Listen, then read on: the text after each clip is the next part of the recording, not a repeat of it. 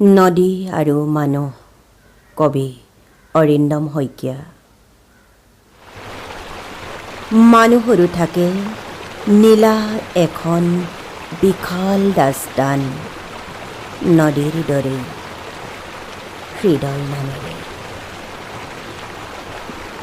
সময়ে সময়ে ক্ষণিকৰ বাবে হৃদয় ভাঙে, কাঢ়ি নিব খোজে বুকুৰ সেউজ উত্তাপ। নদী উফন্দি নিৰ্মম হয় কেতিয়াবা, নমাই আনে অকল্পনীয় বিভীষিকা। তথাপি স্তিমিত নহয় জীৱনৰ জয়গান, নদীৰ বুকুৰ নৈসৰ্গিক মায়াজাল।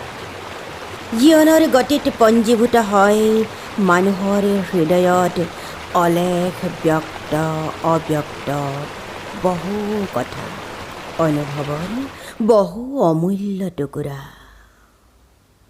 যেনেদৰে বোৱতী নদীৰ বুকুত থাকে বহুতো জান-জুৰিৰ অন্তিম ঠিকনা।